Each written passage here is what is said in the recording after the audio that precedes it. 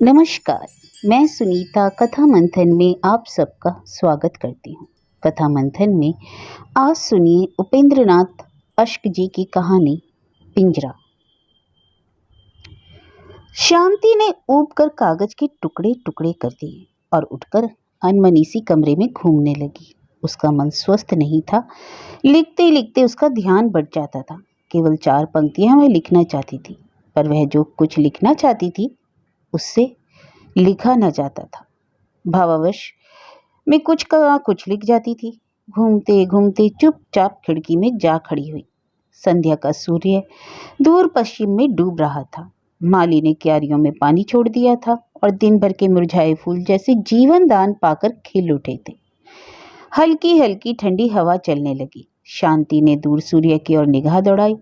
पीली पीली सुनहरी किरणें जैसे डूबने से पहले उन छोटे छोटे बच्चों के खेल में जी भर हिस्सा ले लेना चाहती थी, जो सामने के मैदान की हरी भरी घास पर ऊंच नीच से बेपरवाह उन्मुक्त खेल रहे थे। सड़क पर 2 युवतियां हंसी चुहले करती उछलती कूदती चली जा रही थी। शांति ने एक दीर्घ निश्वास छोड़ा और फिर मुड़कर उसने अपने इर्द गिर्द एक थकी हुई निगाह दौड़ाई। छत पर बड़ा पंखा धीमी आवाज से अनवरत चल रहा था। दरवाजों पर भारी पर्दे हिल रहे थे और भारी कोच और उन पर रखे हुए रेशमी गद्दे, गलीचे और दरमियान में रखे हुए छोटे छोटे अटकौने मेज और उन पर पीतल के नन्हे नन्हे हाथी और फूलदान। और उसने अपने आप को उस पक्षी सा महसूस किया जो विशाल स्वच्छंद आकाश के नीचे खुली स्वतंत्र हवा में आम की डाली से बंधे हुए पिंजरे से लटक रहा हो। तभी नौकर उसके छोटे लड़के को जैसे बरबस खींचता सा लाया। धोबी की लड़की के साथ वह खेल रहा था। आप देखा ना ताब, और शांति ने लड़के को पीट दिया। क्यों क्यों तू उन सबके साथ खेलता है? क्यों खेलता है तू, इतने बड़े बाप का बेटा होकर? और उसकी आवाज चीख की हद को पहुंच गई। हैरान से खड़े नौकर ने बढ़कर जबरदस्ती से बच्चे को छुड़ा लिया। शांति जाकर धम से कोच में धंस गई और उसकी आंखों से अनायास ही आंसू बह निकले। तब वहीं बैठे बैठे उसकी आंखों के सामने अतीत के कई चित्र फिर गए। उसके पति तब लॉन्ड्री का काम करते थे, बाइबल सोसाइटी के सामने, जहां आज एक दंदान साज बड़े धड़ल्ले से लोगों के दांत उखाड़ने में निमग्न रहते हैं, उनकी लॉन्ड्री थी। आय अच्छी थी पर खर्च भी कम ना था। 35 रुपया तो दुकान का किराया ही देना पड़ता था और फिर कपड़े धोने और इस्त्री करने के लिए जो तबेला ले रखा था उसका किराया अलग था। इसके अतिरिक्त धोबियों को वेतन, कोयले, मसाला और 100 दूसरे पचड़े। पर इस सब खर्च की व्यवस्था के बाद जो थोड़ा बहुत बच जाता था उससे बड़ी कठिनाई के साथ घर का खर्च चलता था। और घर उन्होंने दुकान के पीछे ही महियाल स्ट्रीट में ले रखा था। महिलाल स्ट्रीट जैसी अब है वैसी ही तब भी थी। मकानों का रूप यद्यपि इन 10 वर्षों में कुछ बदल गया है, किंतु मकानों में कुछ अधिक अंतर नहीं आया। अब भी इस इलाके में वैसे ही कमीने बसते हैं और तब भी वही बसते थे। सील भरी अंधेरी कोठरियां चमारों, धीवरों और शुद्ध हिंदुओं का निवास स्थान थी। एक ही कोठरी में रसोई, बैठक, शयन गृह, और वह भी ऐसा जिसमें सास, ससुर, बेटा, बहू, लड़कियां, लड़के सब एक साथ सोते हों।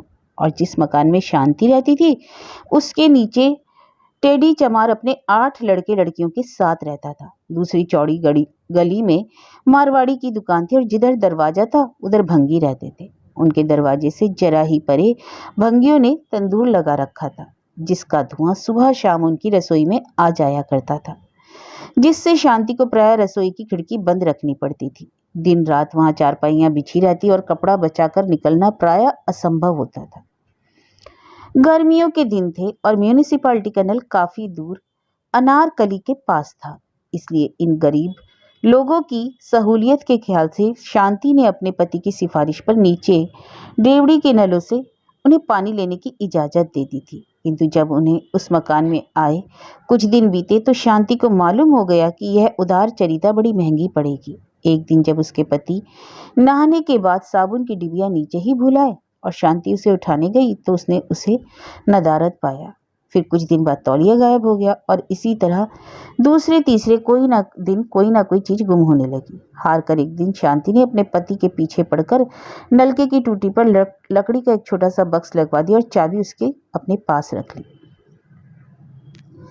दूसरे दिन जब एक ही धोती से शरीर ढांपे वह पसीने से निचुड़ती हुई चूल्हे के आगे बैठी रोटी की व्यवस्था कर रही थी तो उसने अपने सामने एक काली सी लड़की को खड़े पाया। लड़की उसकी समवयस्की थी। रंग उसका बेहद काला था और शरीर पर उसने अत्यंत मैली कुचैली धोती पहन रखी थी। वह अपने गहरे काले बालों में सरसों ही का तेल डालती होगी, क्योंकि उसके मस्तक पर बालों के नीचे पसीने के कारण तेल में मिली हुई मैल की एक रेखा बन रही थी। चौड़ा सा मुंह और चपटी सी नाक। शांति के हृदय में क्रोध था और घृणा का तूफान उमड़ आया। आज तक घर की जमादारन के अतिरिक्त नीचे रहने वाली किसी लड़की को ऊपर आने का साहस ना हुआ और ना स्वयं ही उसने किसी से बातचीत करने की कोशिश की थी। लड़की मुस्कुरा रही थी और उसकी आंखों में विचित्र सी चमक थी। क्या बात है? जैसे आंखों ही आंखों में शांति ने क्रोध से पूछा। तनिक मुस्कुराते हुए लड़की ने प्रार्थना की कि बीबी जी पानी लेना है। हमारा नल का भंगी चमारों के लिए नहीं है। हम भंगी चमार नहीं हैं। फिर कौन हो? जी बीबी जी, सामने के मंदिर के पुजारी की लड़की। लेकिन शांति ने आगे ना सुना था। उसे लड़की से बातें करते घिन आती थी। धोती के छोर से चाबी खोलकर उसने फेंक दी। इस काले कलूटे शरीर में दिल काला ना था और शीघ्र ही शांति को इस बात का पता चल गया। रोज ही पानी लेने के वक्त चाबी के लिए गोमती आती।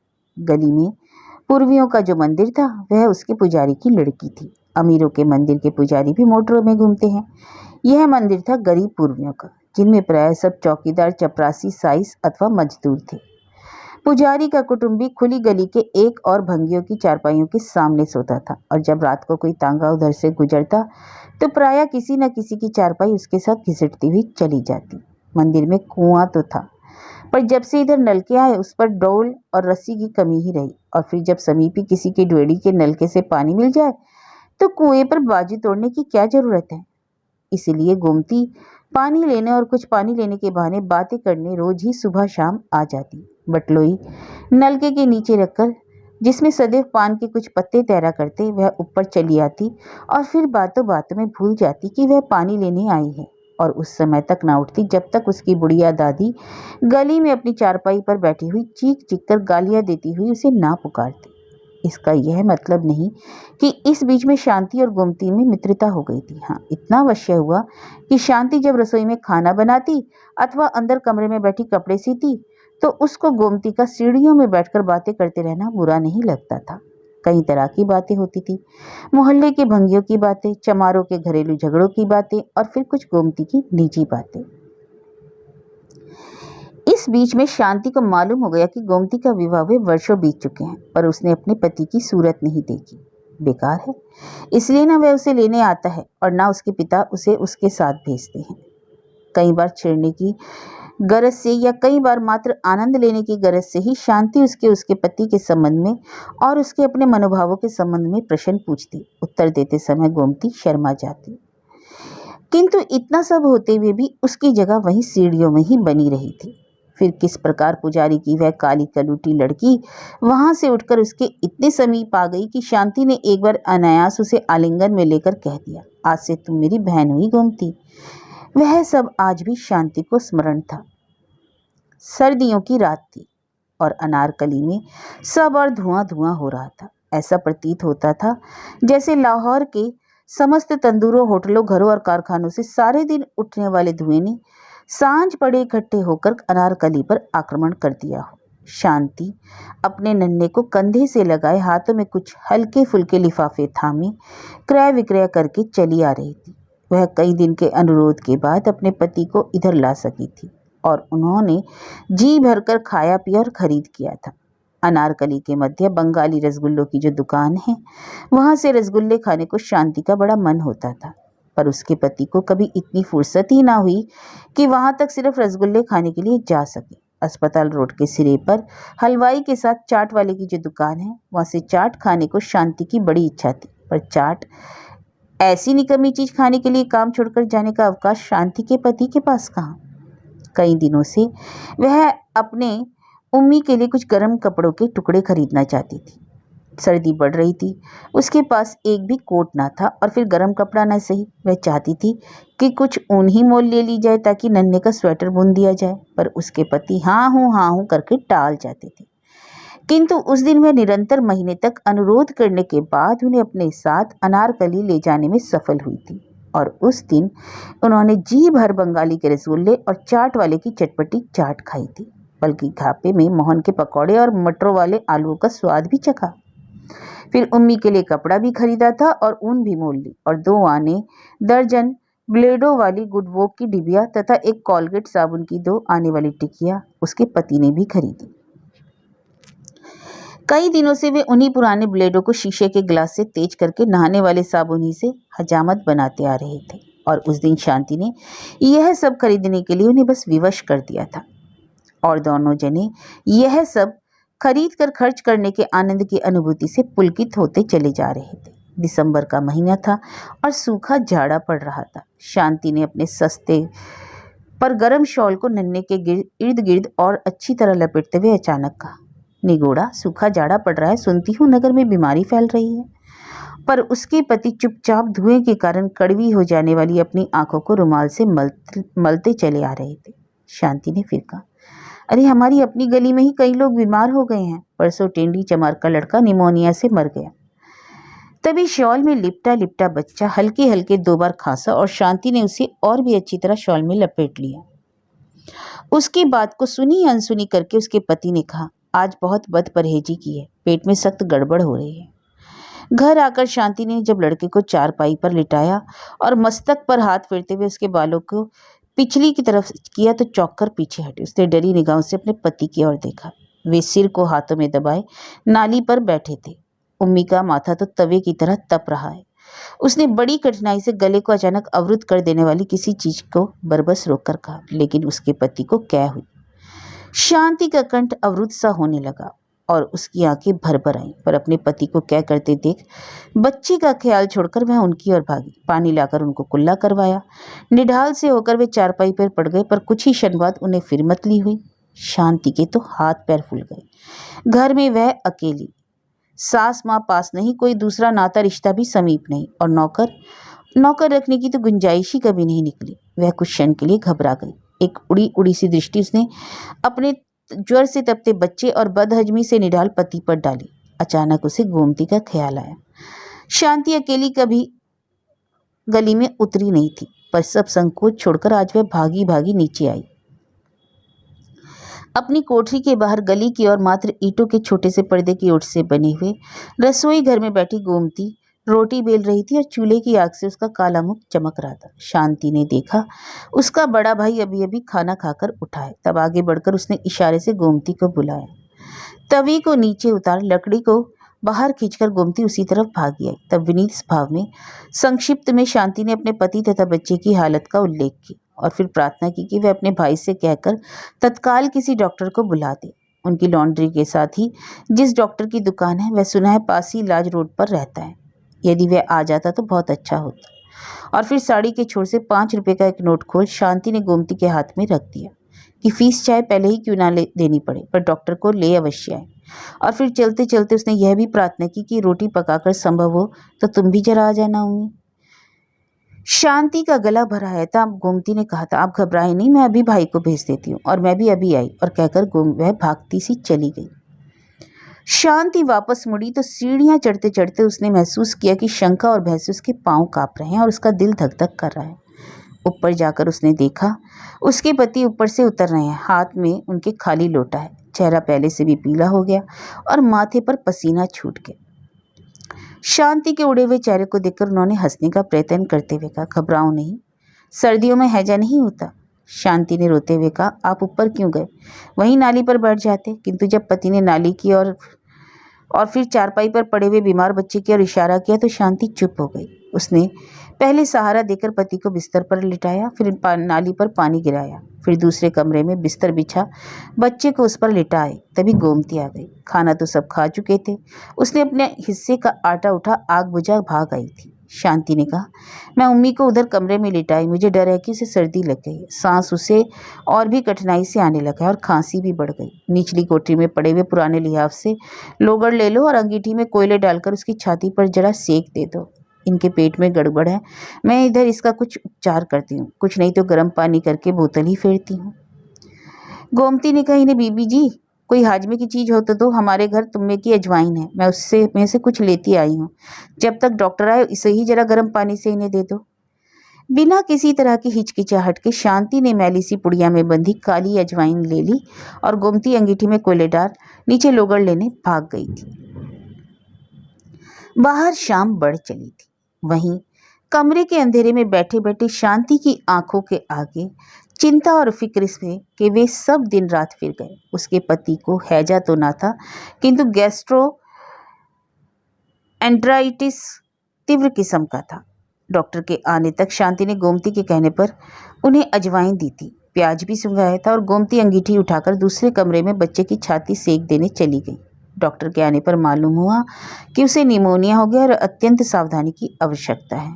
शांति अपने पति और अपने बच्चे दोनों की एक वक्त कैसे तीमारदारी करती। उसने विवशता से गोमती की ओर देखा, पर उसे होठ हिलाने की जरूरत न पड़ी। बच्चे की सेवा का समस्त भार गोमती ने अपने कंधों पर ले लिया। शांति को मालूम ही ना हुआ कि वह कब घर जाती, कब घर वालों को खाना खिलाती या खाती है, या खिलाती खाती भी है या नहीं। उसने तो जब देखा उसे छाया की भांति बच्चे के पास पाया।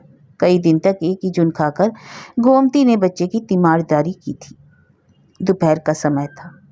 उसके पति दुकान पर गए हुए थे। उम्मी को भी अब आराम था और वह उसकी गोदी से लगा सोया पड़ा था और उसके पास ही फर्श पर टाट बिछाए गोमती पुराने ऊन के धागों से स्वेटर बुनना सीख रही थी। इतने दिनों की थकी हारी उनंदी शांति की पलकें धीरे धीरे बंद हो रही थी, पर वह उन्हें खोलती फिर बंद हो जाती। आखिर वह वैसे ही पड़ी पड़ी सो गई। जब वह फिर उठी तो उसने देखा उम्मी रो रहा है और गोमती उसे बड़े प्यार से सुरीली आवाज में थपक थपक कर लोरी दे रही। शांति ने फिर आंखें बंद कर ली। उसने सुना गोमती धीमे धीमे स्वर में गा रही है और फिर बच्चा चुप हो गया था। लोरी खत्म करके उसने बच्चे को गले से लगा लिया, चूम लिया। शांति ने अर्धनिद्रित आंखों से देखा कि बच्चे के पीले जर्द हड्डियों से मुख पर गोमती का काला स्वस्थ मुख झुका हुआ है। सुख के आंसू उसकी आंखों में उमड़ आए। उसने उठकर गोमती से बच्चे को ले लिया और जब वह फिर टाट पर बैठने लगी तो दूसरे हाथ से शांति ने उसका हाथ पकड़ चारपाई पर बिठाते हुए उससे अपने बाजू से बांध लिया और कहा, आज से तुम मेरी बहन हुई गोमती।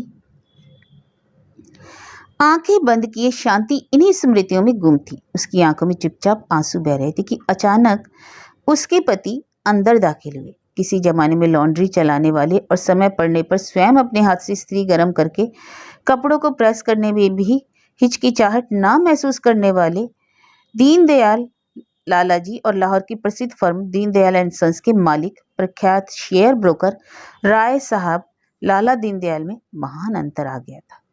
इन 10 वर्षों के अरसे में उनके बाल यद्यपि पक गए थे, किंतु शरीर कहीं अधिक स्थूल हो गया था। ढीले ढाले और लॉन्ड्री के मालिक होते हुए भी प्रायः मैले कपड़े पहनने की जगह अब उन्होंने अत्यंत बढ़िया किस्म का रेशमी सूट पहन रखा था और पाँव में श्वेत रेशमी जुराबे तथा काले हल्के सैंडल पहने हुए थे। शांति ने छठ रुमाल से आंखें पोंछ ली। बिजली का बटन दबाते हुए उन्होंने कहा, यह अंधेरे में क्यों पड़ी हो? उठो, बाहर बाग में घूमो फिरो। और फिर बोले, इंद्रानी का फोन आया था कि बहन यदि चाहे तो आज सिनेमा देखा जाए। बहन दिल ही दिल में विषाद से शांति मुस्कुराई। उसके सामने एक और काली कलूटी लड़की का चित्र खिंच गया जिसे कभी उसने बहन कहा था, किंतु प्रकट उसने सिर्फ इतना कहा, मेरी तबीयत ठीक नहीं। मुंह फुलाए लाला दीनदयाल बाहर चले गए। बात इतनी ही थी कि आज दोपहर को जब वे ब्रिज खेल रहे थे तब नौकर ने आकर खबर दी, महिलाल स्ट्रीट के पुजारी की लड़की गोमती आई है। तब खेल के बीच ही में छोड़कर और भूलकर उसके पार्टनर राय साहब लाला बिहारी लाल हैं, वह भाग गई थी और उसने गोमती को अपनी भुजाओं में भींच लिया और फिर वह उसे अपने कमरे में ले गई। तब दोनों बहुत देर तक अपने सुख दुख की बातें करती रहीं। शांति ने जाना था कि किस प्रकार गोमती का पति काम करने लगा और उसे ले गया। 4 वर्षों की में ही बच्चों की माँ बना दिया और गोमती ने उम्मी का और दूसरे बच्चों का भी हाल पूछा। लाला दीनदयाल इस बीच में कई बार बुलाने आए पर वह ना गई और जब दूसरे दिन आने का वादा लेकर उसने गोमती को विदा किया तो उसके पति ने कहा था कि तुम्हें शर्म नहीं आती? उस उज्जट गंवार औरत को लेकर तुम बैठी रही। तुम्हें क्या मेरी इज्जत का ख्याल नहीं? उसे बगल में लिए उन सबके सामने से गुजर गई। राय साहब और उनकी पत्नी हंसने लगे और आखिर प्रतीक्षा करके चले गए।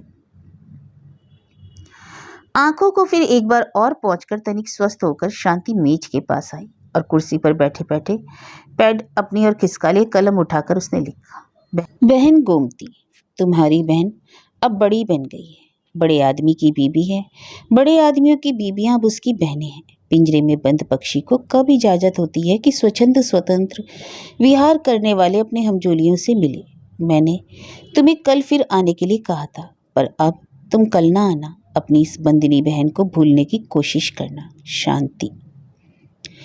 इस बार उसने एक पंक्ति भी नहीं काटी और न कागज फाड़ा। हाँ, एक बार लिखते लिखते फिर आंखें भर आने से जो एक दो आंसुओं की बूंदें पत्र पर अनायास ही गिर पड़ी थीं, उन्हें उसने ब्लॉटिंग पेपर से सुखा दिया और फिर पत्र को लिफाफे में बंद करके उसने नौकर को आवाज़ दी और इसके हाथ में लिफाफा देकर कहा, महिलाल स्ट्रीट में पूर्वियों के मंदिर की पुजारी की लड़की गोमती को दे आए। और फिर समझाते हुए कहा, गोमती कुछ ही दिन हुए अपनी ससुराल से आई।